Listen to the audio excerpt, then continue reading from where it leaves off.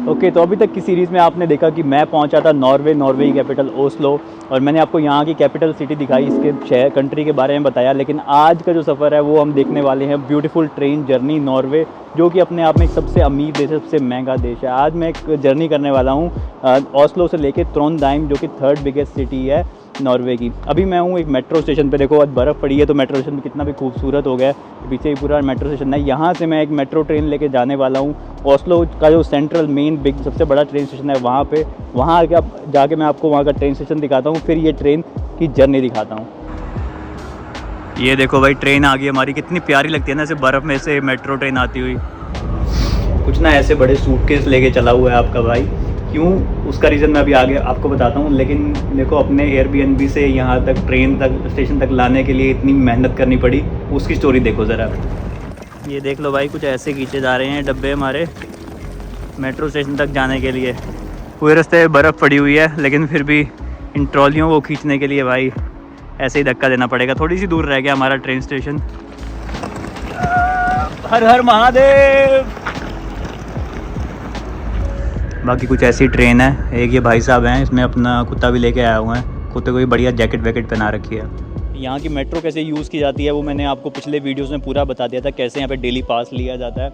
बाकी अभी जो मैं ट्रेन यूज़ करने वाला हूँ, अभी मैं ट्रेन स्टेशन में पहुँचा हूँ। ये है ओस्लो का सेंट्रल ट्रेन स्टेशन। भाई बहुत ही शानदार ट्रेन स्टेशन बना हुआ है, मतलब बहुत ही कम ही जगह पे मैंने इतने शानदार ट्रेन स्टेशन देखे हुए हैं। अभी आपको मैं अंदर ट्रेन स्टेशन भी दिखाता हूँ। बाकी यहाँ से जो मैंने ट्रेन बुक कर रखी है वो है भाई हमारी ओस्लो से लेके ट्रोंडहाइम तक की ओवरनाइट ट्रेन है। ये लगभग 7 से 8 घंटे लेगी। किलोमीटर मैं नीचे मेंशन कर दूंगा कितने किलोमीटर है। बाकी हम नॉर्थ में जाने वाले नॉर्वे के। नॉर्वे एक बहुत ही बड़ी कंट्री है, अभी भी मतलब अगर बिल्कुल ही नॉर्थ जाना हो तो बहुत ही ज़्यादा टाइम लगता है, लेकिन हम जाने वाले हैं सेंटर से थोड़ा सा ऊपर, ठीक है। और बाकी ये ओवरनाइट ट्रेन है 7 घंटे, और इसका जो हम किराया दे रहे हैं वो भाई हमने ना 2 लोगों वाला कैबिन बुक कर रखा है। हमारे को ठीक ठाक रेट में पड़ गया था। आप सीटिंग भी ले सकते हो, लेकिन हम रात को सो के जाना चाहते थे, इसलिए हमने नाइट स्लीपर वाला कैबिन ले रखा है। और इसकी जो कॉस्टिंग हमारे को आ रही है वो लगभग आ रही है 9,000 एक बंदे की, मतलब हमारे को 2 लोगों के लगभग 200 यूरो देने पड़ रहे हैं। कुछ यहाँ से हमारी देखो ट्रेन स्टेशन की एंट्री होती है। उसके बाद ना यहाँ पे आते ही पहले यहाँ पे एक सुपरमार्केट सी बनी हुई है। ये यहाँ पे जोकर नाम से एक सुपरमार्केट होती है, काफ़ी फेमस चेन है, जहाँ पे आपको मतलब खाने पीने की काफ़ी चीज़ें मिल जाती हैं। बाकी एक यहाँ पे ये भी चेन है, इसका नाम है नार्वेसन, ये भी काफ़ी पॉपुलर है, आपको जगह जगह मिलेगी। बाकी ये एक 7-Eleven, ये तो आप सब लोग जानते ही होंगे, मतलब अक्सर हमारे को साउथ ईस्टर्न एशियन कंट्रीज़ में मिलती है, अब तो इंडिया में भी आने लग गई है। बाकी यहाँ पे जाके इसका मेन एरिया आता है इस ट्रेन स्टेशन का। ये यहाँ पे कुछ काउंटर्स बने हुए हैं जहाँ से आप टिकट खरीद सकते हो। वैसे हमने तो अपनी टिकट ऑनलाइन ख़रीद ली थी। और इसके इधर की साइड पर ना भाई देखो कितनी बड़ी स्क्रीन लगी हुई है। इस स्क्रीन पे सब ट्रेन्स के टाइम आते रहते हैं। और बाकी अगर मैं जूम करके आपको दिखाऊंगा तो यहाँ पे देखो हर मिनट में कोई ना कोई ट्रेन जाती रहती है। देखो यहाँ पे दिखाया हुए 10:04, 10:07, 10:09, 10:10, 10:11, इतनी सारी ट्रेन हैं यहाँ पे। हर मिनट लगभग हर मिनट यहाँ से एक ट्रेन निकलती है। और बाकी स्क्रीन देखो यार कितनी बड़ी है, मतलब एयरपोर्ट वगैरह पे मैंने कभी इतनी बड़ी स्क्रीन नहीं देखी कि इतनी बड़ी स्क्रीन कहीं पे लगी हुई हो। और बाकी काफ़ी दिखाते रहते हैं नेक्स्ट ट्रेन इतने मिनट में, मतलब काफ़ी सारी इन्फॉर्मेशन आती रहती है। यहाँ पे देखो अराइवल्स की इन्फॉर्मेशन भी यहाँ पे पूरी बढ़िया करके दिखाते हैं। और एक बार जब आप इन स्क्रीन पे अपनी ट्रेन का प्लेटफॉर्म देख लो कि कौन से प्लेटफॉर्म पे आनी है, उसके बाद जब प्लेटफॉर्म पे जाना भी बहुत आसान होता है। मेरे पीछे की तरफ देखोगे तो भाई ये यहाँ पे आगे प्लेटफॉर्म बने हुए हैं। देखो जैसे यहाँ पे 6 नंबर प्लेटफॉर्म पे लिखा हुआ है ये ट्रेन 10:04 जाएगी गजोविक पे, ठीक है। ऐसे यहाँ पे ये 5 नंबर प्लेटफॉर्म है तो यहाँ पे लिखा हुआ है। और यहाँ से देखो नीचे पूरा रास्ता आ रहा होता है। देखो ऊपर आने के लिए भी लिफ्ट लगी हुई है, और यहाँ से नीचे जाने के लिए ऐसे है, अपनी ट्रेन तक जा सकते हो। यहाँ तक भी कोई ट्रेन की चेकिंग नहीं होती है, कोई नहीं पूछता कि आपके पास टिकट है कि नहीं है। और ये यहाँ पे हमारी ट्रेन है, ये प्लेटफॉर्म नंबर 4 से जानी है। 10:50 पे इसका टाइम है, देखो लिखा भी हुआ है ट्रोंडहाइम एस, कुछ ऐसा लिखा हुआ है। मतलब अभी काफ़ी टाइम पड़ा हुआ है, अभी 1 घंटा पड़ा हुआ है, तो इतने उससे पहले यहाँ पे एंट्री मना कर रखे, लेकिन रोकने वाला भी कोई नहीं होता है। देखो मैडम चली गई, जिसने जाना हो चले जाते हैं यहाँ पे। मतलब क्योंकि ना ह्यूमन की मैन पावर की कॉस्ट बहुत ज़्यादा होती है, तो आपको मोस्टली जगह पे कोई लोग नहीं मिलेंगे जो आपको टिकट चेक कर रहे हों। जैसे अब मोस्टली हर कोई ट्रेन स्टेशन पे, ट्रैम स्टेशन पे, बस में कहीं आपका कोई टिकट चेक नहीं करेगा, क्योंकि यहाँ पे कोई बंदे ये रखते ही नहीं है कि भाई काम करने के लिए। अगर वो बंदा रखेगा तो उसको मिनिमम सैलरी देनी पड़ेगी, और वो सैलरी यहाँ पे बहुत ज़्यादा होती है। तो मैन पावर, ह्यूमन पावर की कॉस्ट यहाँ पे बहुत ज़्यादा होती है, इसलिए सभी चीज़ें ऑटोमेटेड होती हैं और ट्रस्ट के ऊपर चलती हैं। मतलब मैंने 2 दिन यहाँ पे पास यूज़ किया, जो ओस्लो पास आता है, और पास की कॉस्ट आती है लगभग 1,000 रुपये एक दिन की। मैंने 2 दिन यूज़ किया और कम से कम मैं 20-30 बार इस पूरे मतलब इस मैंने ट्रेन का, ट्रैम का यूज़ किया। कभी भी कहीं पे मुझे वो टैप नहीं करना पड़ा, कभी भी कोई भी चेक नहीं करने आना पड़ा। लेकिन लोग ऐसे हैं, लोग हमेशा ले लेते हैं ताकि भाई कोई दिक्कत ना आए, और मतलब विश्वास के ऊपर चलता है यहाँ पे सारा खेल। बाकी यहाँ से ना ओस्लो एयरपोर्ट के लिए एक स्पेशल ट्रेन जाती है, देखो लिखा हुआ है flight to get airport express, और दिखाता रहता है ट्रैक 13 और ट्रैक 14 से 7 मिनट में जाएगी, 17 मिनट में जाएगी। तो ये बहुत फास्ट ट्रेन होती है, मेरे ख्याल से 5, 7, 10 मिनट में आपको एयरपोर्ट पे पहुंचा देती है। मेरे को ना बड़ी क्यूरियोसिटी थी ये जानने के लिए कि भाई ये जो एयरपोर्ट वाली ट्रेन है ये कितनी क्या इसकी प्राइस कॉस्टिंग आती है। तो मैं यहाँ पे आ गया, यहाँ पे से ना टिकट काउंटर लगे हुए हैं, ठीक है। मैं कहता एक बार देखते हैं कि कैसा रेट है। बाकी इंग्लिश यहाँ पे नॉर्मली आप सिलेक्ट कर सकते हो। बाय टिकट 1 ओके, एयरपोर्ट के लिए 240 नॉक, मतलब ये हो गए हमारे 20 यूरो, इसका मतलब हो गया हमारे 1800 रुपये। भाई साहब महंगा तो बहुत है सीन, ये देखो। बाकी भाई ये टैक्सी लोगे तो टैक्सी के भी तो बहुत ज़्यादा ही पड़ते हैं। तो भाई 1800 रुपये की ट्रेन है जो सबसे सस्ता तरीका है यहाँ से लेके एयरपोर्ट जाने के लिए। तो हमने ना यहाँ पे एक स्लीपिंग कंपार्टमेंट लिया हुआ है 2 लोगों वाला, और इसमें स्लीपिंग कंपार्टमेंट में अगर आपने जाना हो तो आपको पहले से चेक इन कराना पड़ता है। यहाँ पे आपको चाबी दे दी जाती है। तो अभी मेरी पार्टनर भाई वो भी अपना यहाँ पे चेक इन करवा रही है। यहाँ से ना हमारे को कुछ इस टाइप की की मिल गई है, इसके ऊपर लिखा हुआ है देखो पूरा हमारा रूम नंबर भी। बाकी हमने जिस ऐप से बुकिंग कर रखी है उस ऐप पे भी दिखा रहा था कि हमारा कौन सा रूम नंबर है, कौन सा बोगी नंबर है। कुछ इस टाइप के देखो यहाँ प्लेटफॉर्म बने होते हैं वहाँ से उतरने के बाद, ठीक है। बाकी ट्रेन हमारी खड़ी हुई है अभी, तो मतलब आधा घंटा पड़ा है, पौना घंटा पहले ही ट्रेन आके लग गई है। और हमारा कोच नंबर 10 है, तो हम अपनी 10 कोच नंबर पे, मतलब यहाँ पे भी आपको कोई गार्ड वगैरह कुछ मिलेगा नहीं। एक जो मैडम ऊपर थी जिसने हमारे को चाबी दी वही मैडम थी, तो उसके अलावा और कोई नहीं है यहाँ पे चेक करने वाला। बाकी यहाँ पे हम अभी अब अंदर जाएंगे अपनी कोच के अंदर, आपको दिखाता हूँ अंदर से कैसी होती हैं।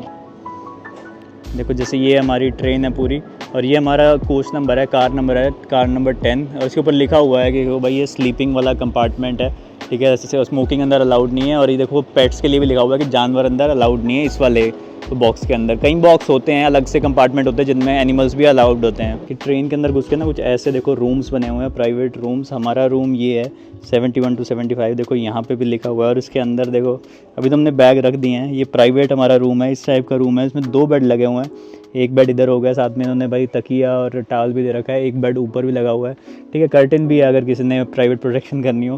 बाकी एक यहाँ पे सीढ़ी भी दे रखी है ताकि अगर आपने सामान ऊपर ले आना हो, खुद भी ऊपर चढ़ने के लिए भाई आसानी हो जाती है, ठीक है। बाद यहाँ पे हैंगर लगा हुआ है। और इसके अलावा देखें तो इसके अंदर फीचर भाई यहाँ पे चार्जिंग के लिए देखो एक सॉकेट लगा हुआ है जहाँ से आप अपना फ़ोन चार्ज कर सकते हो। ये एक ट्रे है जहाँ पे अगर आपने खाना वाना खाना हो तो आप इस भाई ट्रे को भी एडजस्ट कर सकते हो। और देखो तो यहाँ पे भाई वॉश बेसिन लगा रखा है इन्होंने, हाथ धोने का साबुन रखा हुआ है, ठीक है। और भाई व्यू है यहाँ से बढ़िया, एक शीशा भी लगा हुआ है ताकि आप अपने आप को देख सको। यहाँ पे भाई कुछ पॉलीथीन वगैरह रखे हुए हैं। Pull the handle to remove the rubber seal and pull the windows in water to release it, ठीक है। बाकी पानी देखते हैं आता है। अरे वाह, पानी भी बढ़िया आता है, पानी पी भी सकते हैं। बाकी यहाँ पे कप वगैरह भी हैं, लाइट के लिए भी देखो यहाँ पे। अरे वाह, ये देखो यहाँ से लाइट जलेगी, बढ़िया शानदार सिस्टम है यार। यहाँ पे भी एक हैंगर लगा हुआ है कपड़े वगैरह टांगने के लिए। तो अभी तक तो ये सीन है। बाकी यहाँ पे ना रूम के बाहर भी देखो ऐसे करके ये चेयर्स लगी हुई हैं कि यहाँ पे भी बैठना चाहो तो बंदा यहाँ पे भी बैठ सकता है। कुछ इस टाइप की ट्रेन है भाई, बढ़िया यहाँ पे सीटिंग वगैरह।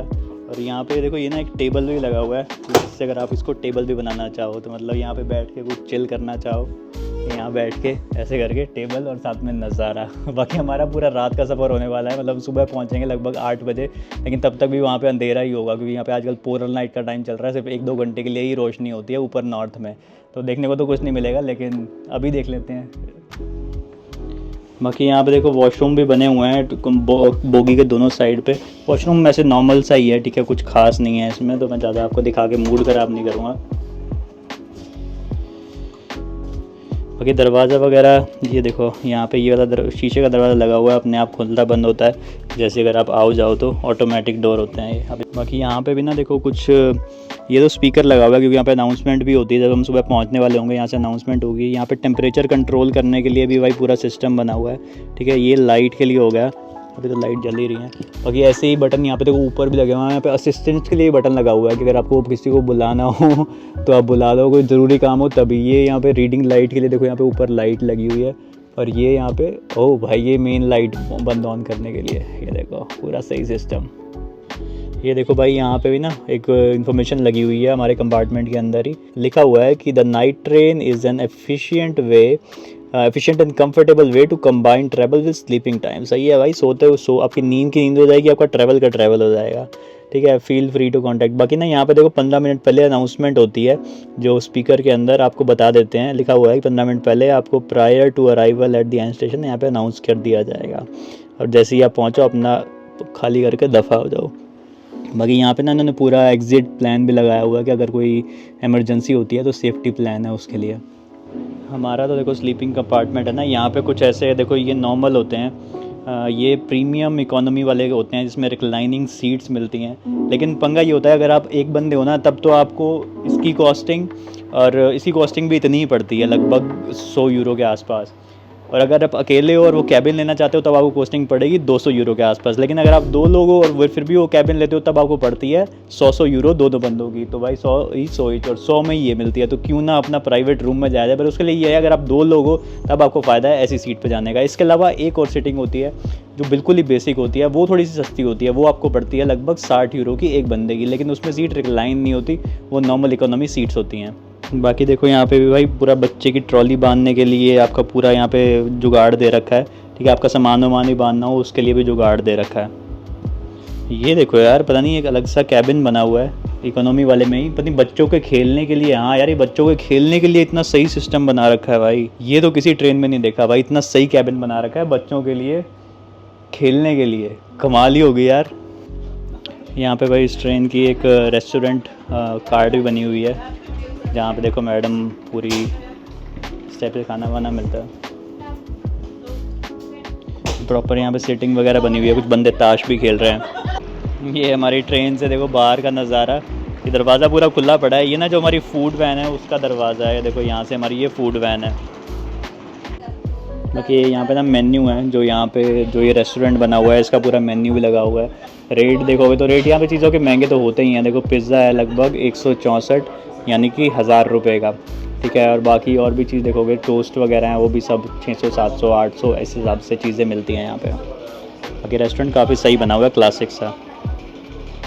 बाकी अभी हमारी ट्रेन चल पड़ी है, मैं वापस आ गया अपने स्लीपिंग कंपार्टमेंट में। बाकी यहाँ से देखो ये अभी हमारा ट्रेन यहाँ का प्लेटफॉर्म छोड़ती हुई, बर्फ़ भी पड़ी हुई है भाई प्लेटफॉर्म पे, देखो बर्फ़ भी भाई पूरी पड़ी हुई दिखेगी। ये एक नॉर्मल ट्रेन है, तो अब भाई बढ़िया नींद ली जाएगी लगभग 6-7 घंटे की। और उसके बाद सुबह अनाउंसमेंट हो जाएगी, उस टाइम पे उठ के अपना पहुंच जाएंगे ट्रोंडहाइम। आपको फिर पहुंच के मैं ट्रोंडहाइम दिखाता हूँ कैसा होता है। Good morning, ladies and gentlemen. The train just passed Melhus station, and the first stop for the train is Heimdal in a few minutes. And after a short stop at Heimdal today, we'll continue further for Trondheim. And arrival time Trondheim is 06:40. The train is currently on time. तो जी right on time पहुंच गई है गाड़ी। बाहर बहुत ज़्यादा snow है, ये देखो बाहर।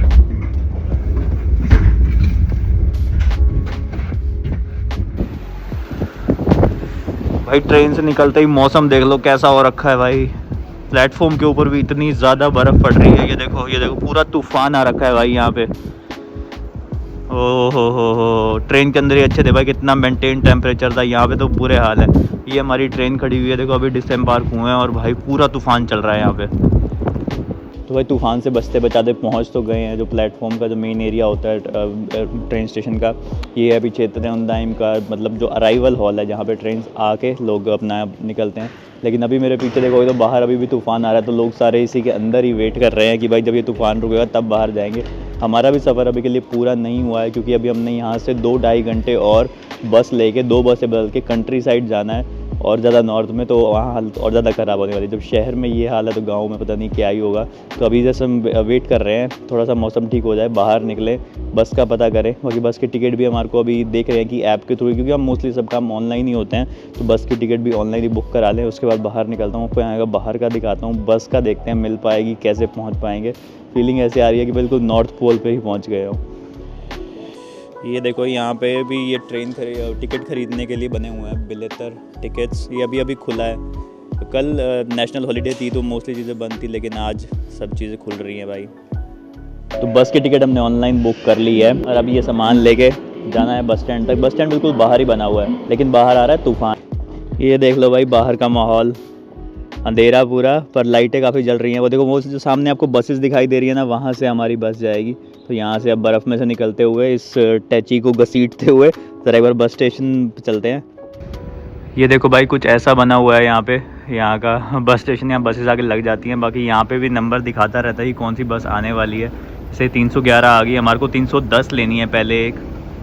देख लो भाई ऐसी कुछ सच्चाई है नॉर्वे की। तूफान यहाँ पे आना नॉर्मल बात है, यहाँ पे आता ही रहता है। और देख लो अभी भी चल ही रहा है, बस की वेट कर रहे हैं। एक ही बस खड़ी हुई है 350 नंबर, हमारी 310 नंबर है। इससे 4-5 मिनट में आने वाली है, लेकिन हर एक मिनट यहाँ पे काउंट करना पड़ रहा है क्योंकि भाई ठंड बहुत ज़्यादा है और तूफान भी आ जा रहा है। कुछ ज़्यादा प्रोटेक्शन नहीं है बस स्टेशन पे कि मतलब हवा आती है तो साथ में बर्फ़ का झोंका भी आता है।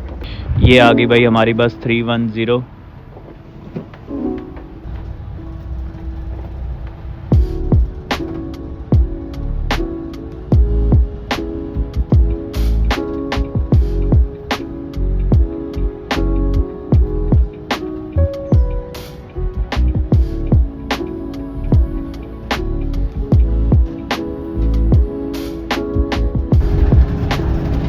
ये देख लो भाई ट्रोंडहाइम की गलियों में, बर्फ़ वाली गलियों में कैसे बस भगती हुई चली जा रही है। ये मुच्छड़ अंकल हैं जो हमारी बस चला रहे हैं भाई, बहुत सही है। देखना कि सड़कें कितनी सुंदर लग रही हैं और इतनी बर्फ़ होने के बावजूद भी मतलब लॉन्ग रूट की बसेस भी चलती हैं, फिसलती नहीं हैं इसके ऊपर। और बाकी बस बिल्कुल खाली है, कोई और नहीं है भाई बस में हमारे अलावा। 2 सवारी लेके बस चल रही है बर्फ़ के अंदर। ये तो सपना था। बाकी और भी काफ़ी बसेज हैं। देखो यहाँ पे आपको काफ़ी बसेज जाती हुई दिखाई देंगी। मतलब नॉर्मल लाइफ सब चल रही है, ठीक है, सब कुछ ओके रिपोर्ट है।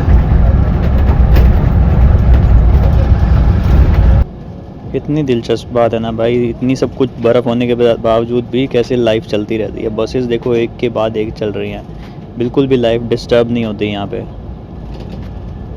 ये देख लो भाई, ये तो कैपिटल सिटी भी नहीं है और टैक्सी में देखो क्या चल रहा है, टेस्ला। ये है भाई यहाँ की सच्चाई। इस टाइम बस की स्पीड होगी 80 से 90 और बर्फ़ से भरी हुई रोड है और भगती हुई चली जा रही है। और मुझे वो अब मतलब अजीब इस बात का लगता है भाई, बंदों को टेंशन ही नहीं होती। हमारे वहाँ तो हल्की सी बर्फ़ पड़ती है मनाली में, तब ऐसे वीडियोस वायरल होती है कि गाड़ियाँ फिसल रही हैं, ये हो गया वो हो गया। और यहाँ देखो भाई कैसे भगती हुई गाड़ियाँ चली जा रही हैं और बस जो कि कितना बड़ा व्हीकल होता है वो भी चले जा रहा है।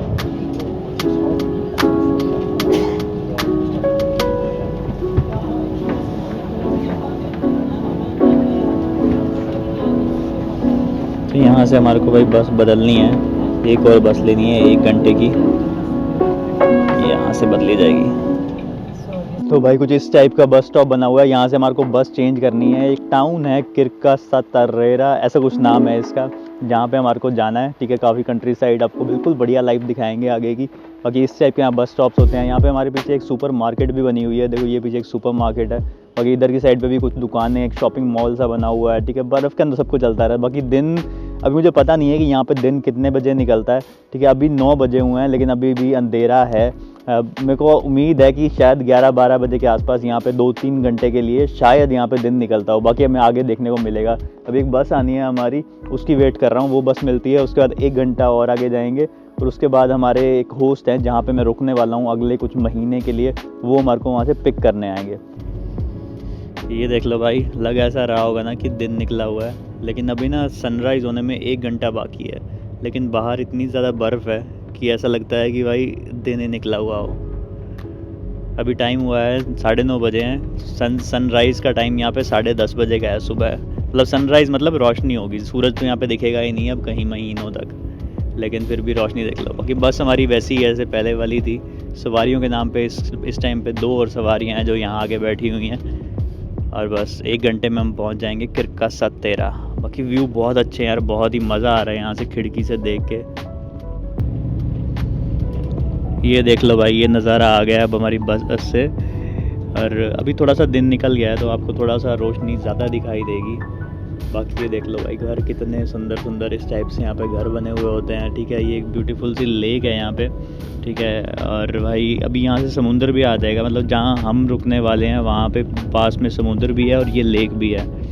तो भाई अभी बहुत सही लग रहा है यार, मज़ा आ गया ऑलरेडी। अभी तो पहुँचे भी नहीं है जहाँ हमें अपनी मंजिल तक पहुँचना है, अभी इतना मज़ा आ गया। तो भाई हमारी होस्ट हमें लेने आ गई थी, हमारे जहाँ हमारे को बस ने ड्रॉप किया। उनसे कोशिश करूँगा आगे आने वाले वीडियोस में मिलवाऊँगा, जो जब मैं उनके घर पे रहना शुरू करूँगा, उनके साथ लाइफ बितानी शुरू करूँगा, वहाँ पे लोकल लाइफ देखनी शुरू करूँगा। अभी हम इस सुपर मार्केट में आए हैं जहाँ से हम अपने लिए राशन पत्ता लेने वाले हैं, सब आप आगे के कुछ हफ्तों के लिए, महीनों के लिए। उन्होंने मेरे को बताया कि हर हफ्ते हम सुपर मार्केट में आ सकते हैं, तो हम आज अब एक हफ्ते के लिए अपना राशन ले लेंगे।